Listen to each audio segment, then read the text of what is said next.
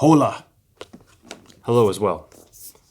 I'm reviewing the Hola today. This is a very much so budget IEM from Truthear. I just reviewed the Truthear Shio, which has a nice similar theme. More money, more art, I guess. This is a DAC, and it is right here. And I'll use that in some of my comparisons later. But today is all about the Hola. So this is an interesting one because I'm going to spend some time comparing it to other IEMs in this price range. The Hola is $18.99, not $1,900, $18.99. And it comes with a pretty badass cable. Cables from similar brands sell for more. So these are almost like just freebies to get a new black cable with a 78 or 0.78 millimeter 2-pin. I'm going to talk about sound. That's the most important part of this. I'm going to talk about the basics first because there's some really cool things with the Hola. So right off the bat, you're greeted by a nice case, an IEM case that has this like spring steel little flap on top that holds it nice and tight.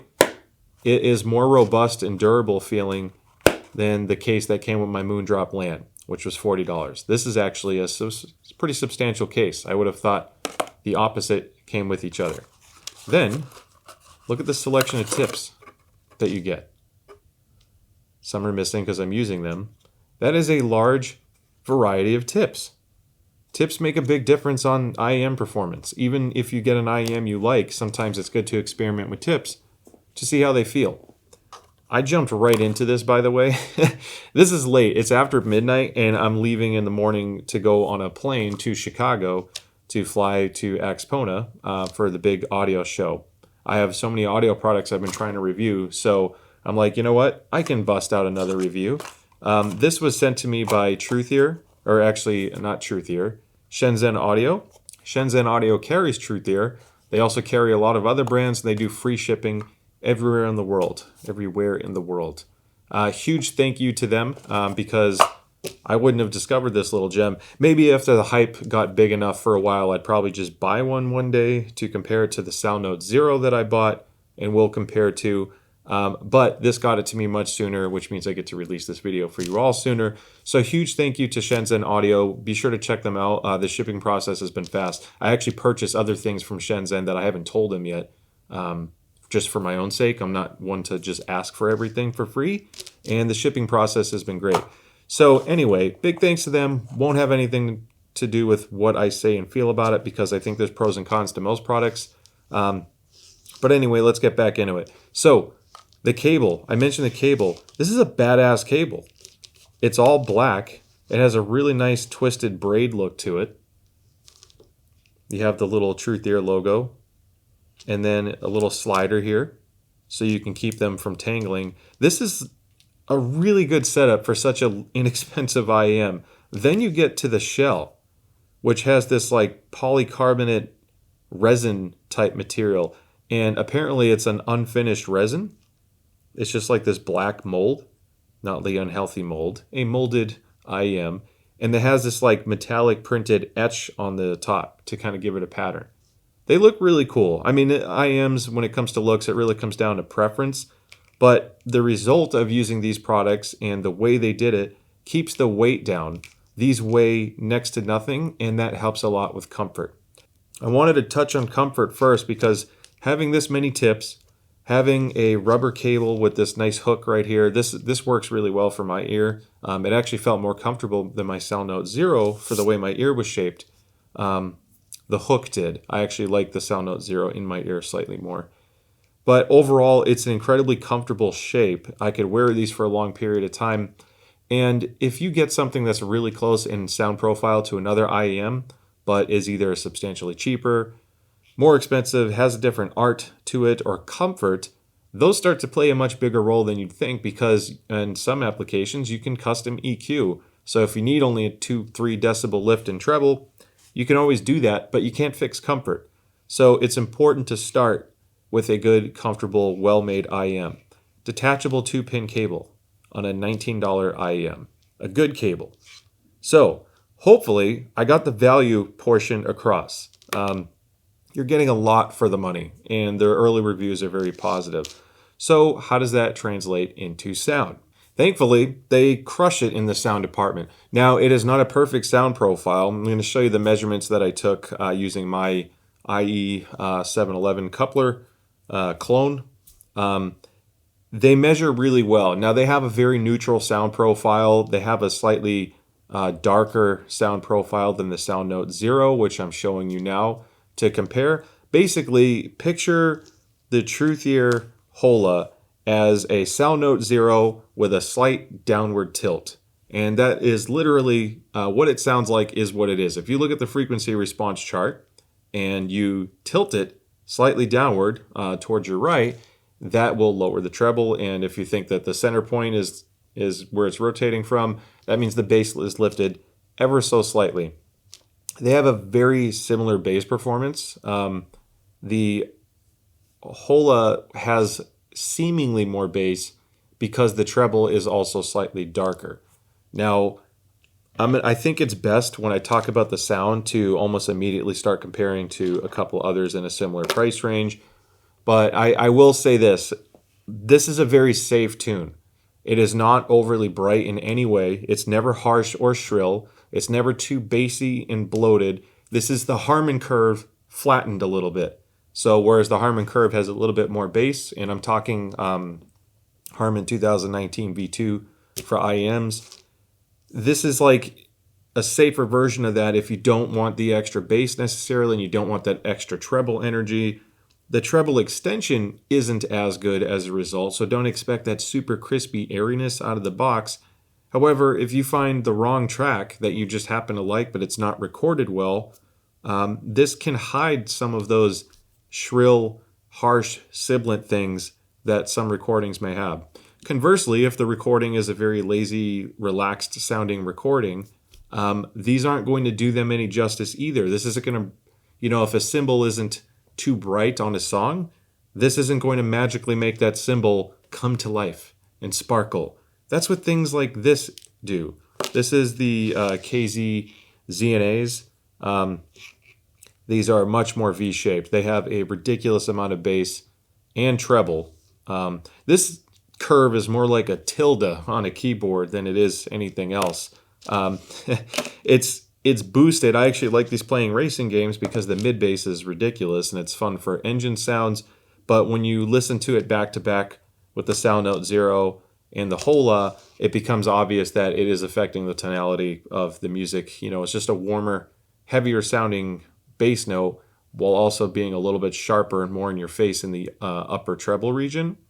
And as a result, the mid-range and vocals, they just kind of step back a little bit. They're not as present, where these just play everything extremely well. So the Sound Note Zero has been my favorite budget IEM since I got it. And I have quite a few budget IEMs now. I'm trying to slowly review the majority of them. Some of them I just buy for messing around. But the Sound Note Zero, there are some songs where I just like the Sound Note Zero's presentation more out of the box compared to the Hola. Because they have a little bit more treble energy and extension up top, they can seemingly sound a little bit more detailed. Like the resolution seems better. So when you get the subtle sounds of a track, it comes across like you're getting a little bit more of that energy that is otherwise maybe smoothed over, like rubbing the note with butter, I guess. I don't know. I can't listen to every single song with this in flat EQ, because there are some songs where they sneak up on you and then the sound note is just slightly sibilant. So if you weren't purchasing all of these and listening to them side by side, and you just were to buy one and you don't have the ability to EQ and you listen to a large array of music, large variety of music, I would think that the Hola is the safest bet of the three. Now, if you heard two IEMs side by side, and on certain songs, you may like one over the other for everything or only some songs. So that's kind of where the Hola is a specialty at. There's a whole lot of competition. Man, I was really trying not to do like the dad jokes and puns. So hopefully that doesn't keep coming out. The Hola is just one of those things where if you just have an Apple dongle or just a headphone jack on phone, if that even exists now, or a computer, and you just want to plug it in and go, they're going to do a damn good job. Honestly, it's shocking the kind of audio performance you can get. I have a huge gamer following on my channel too. I know a lot of you folks come to my channel for headset reviews. If you don't have a budget pair of IEMs for music and you just use your headset, your gaming headset for music, pick yourselves up a Hola or a SoundNote Zero. Have it in your back pocket. Use it for travel. I stopped traveling with headphones, even though I find headphones more comfortable for long sessions. My backpack space is at a premium, so IEMs, I'm like in love with the sound that you can get for such a small, cheap price. And the Holas and the SoundNote Zero really just do this to such an insane level at this price range. It's shocking how much you can get, and diminishing returns kick in super fast for a lot of people when you have products like these, especially to an untrained ear if you don't have like 50 different IEMs and headphones to test against. So I really like the Hola. I think, like I said, I have a little bit more detail with the Zero just because that treble energy is a little bit brighter to a risk of being fatiguing, but I'm not as much of a fan of the Zero's cord. The cord, to me, looks like the price range you'd expect. It's a basic rubbery cord. I'm not a huge fan of the brown. It's not bad. It's actually been holding up extremely well. I've used these a lot. But the Hola, if you were to just look at the two, the Hola seems like a more premium product just because the wire is nicer. And even if you just need new 2-pin wire, just get the Hola, save them as a backup, and use the wire. So if you look at the design of the SoundNote Zero to the Hola, they are very different. The Hola has that nice flat black, and the Zero has more of an industrial design to it with that metal plate. It's amazing you're getting a metal plate at this price range. And like I said, they've held up well. I find the Zero, just the resin shape just fit my ear really well.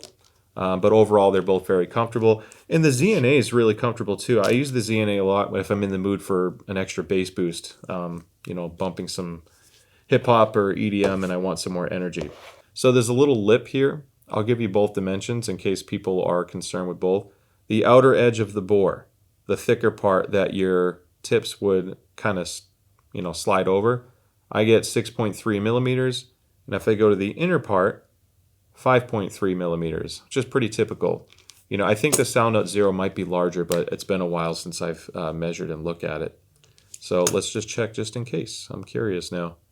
6.3, 5.4, almost the exact same. So you could actually use the tips. Any tips that fit the Zero will fit this absolutely fine. Even the length of the bore is comparable as well. Here you can clearly see a difference in shape. The Zero is noticeably larger. I didn't even realize how much larger that was until I put them side by side like this. And the angle that the bore comes out is a slightly different angle as well. It could be why it just fit my ear a little bit better, but I would never just put the Hola in and feel like it's uncomfortable. I would just put them in and be like, yeah, these are really comfortable set. So, yeah, I like the Hola. I almost did a pun again. I think the value of these IEMs are absolutely killer. If you don't have a set of IEMs yet, just go straight into one of these. Don't even spend super high-end money unless you need something specific that stands out, whether it's the pretty design from the resin, you want the resolution of the SimGot EA 500s, which I think they're $80.